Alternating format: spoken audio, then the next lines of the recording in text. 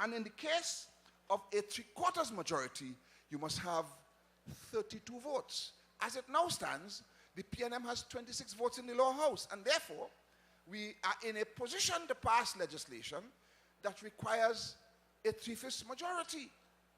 But, my dear friends, if we want to pass any legislation that requires a 2/3 majority or a 3/4 majority, we must have the support of members, honorable members opposite in the case of the lower house, and the independent senators or members of the opposition in the upper house.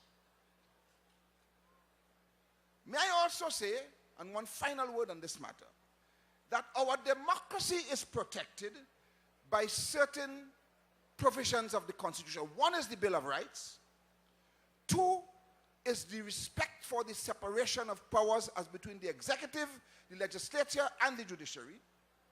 The third is an independent judiciary. The fourth is the legislative and executive arms of the government being subject to the scrutiny of the courts.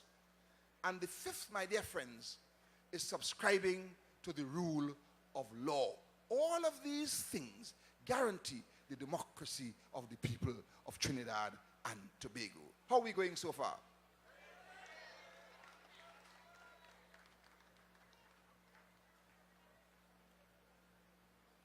I want to spend a few minutes tonight talking about British history.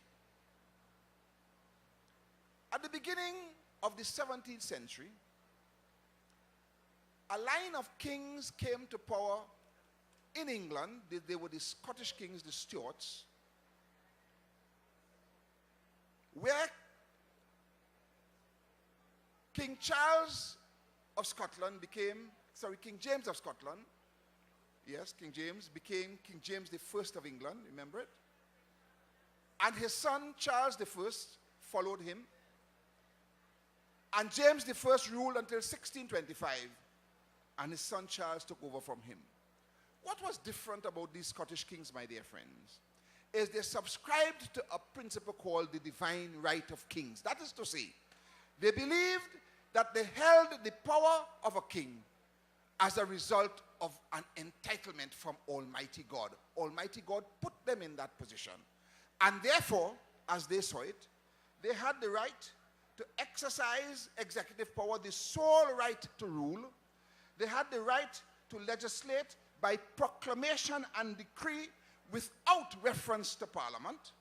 And they had the right to sit in the king's courts with the judges to decide on cases.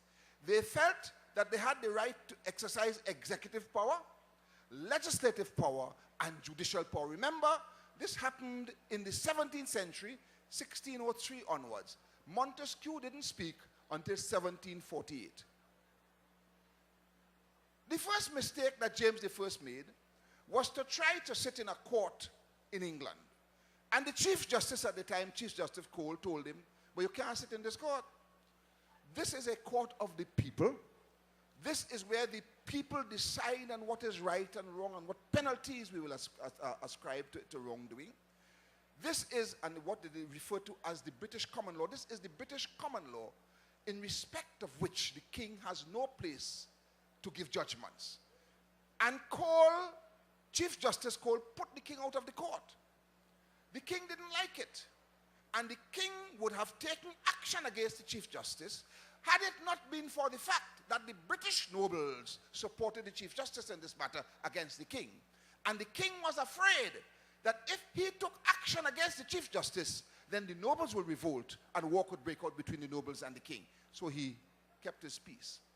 And therefore, in that famous case in 1607, the British monarch lost the right to adjudicate in the cases. In other words, lost the right to be involved in the exercise of the judicial function. That's the first thing.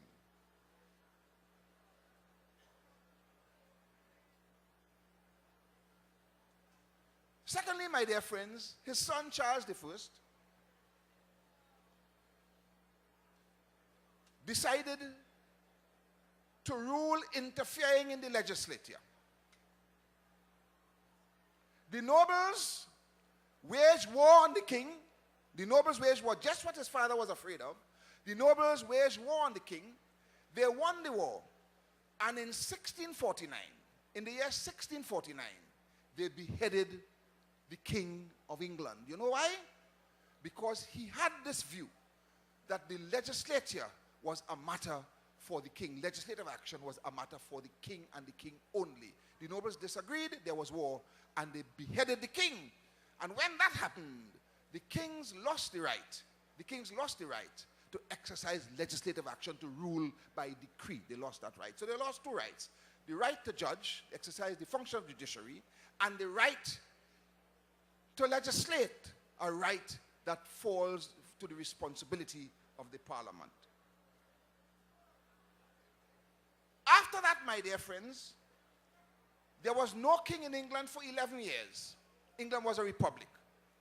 And in the year 1660, because of the English tradition and the English culture, they brought a king in, the brother of Charles I, was Charles II. He became king and he ruled for 25 years. And when he died, his son, James II, became king in 1685. But James II clearly either forgot the history or didn't understand it too well.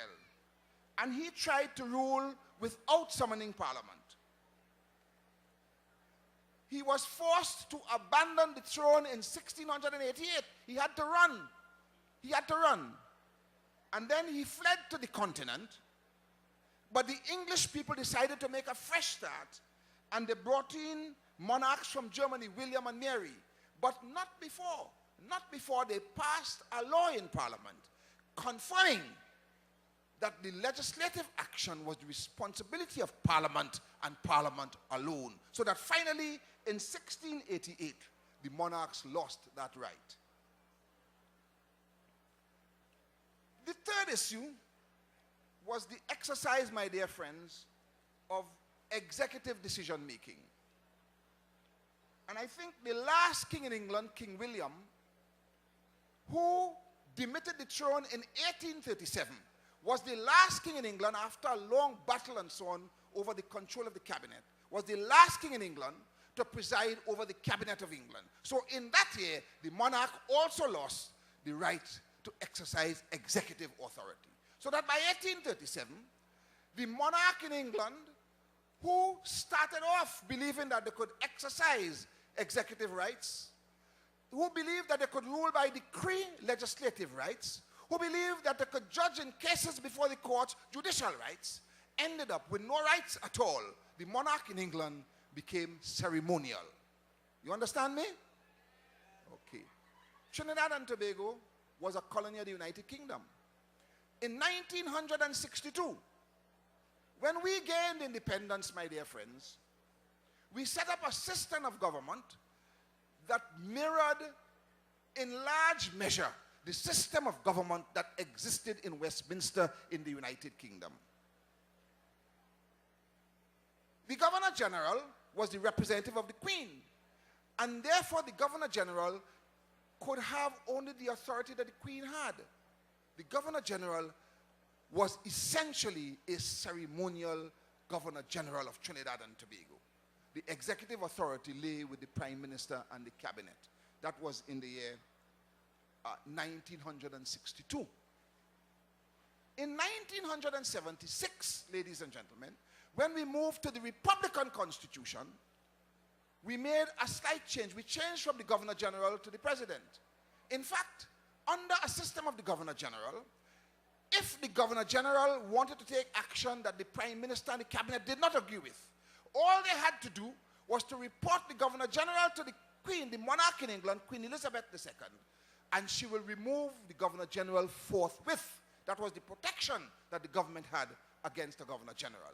When Trinidad and Tobago became a republic in 1976, and a president replaced the Governor General, there are essentially all the rights that the Governor General had were transferred to the presidency, except, my dear friends, that the traditions of Westminster and the traditions of Trinidad and Tobago were not the same. Let me give you two examples of what I mean. Because initially, you see, the president started off accepting those traditions of Westminster.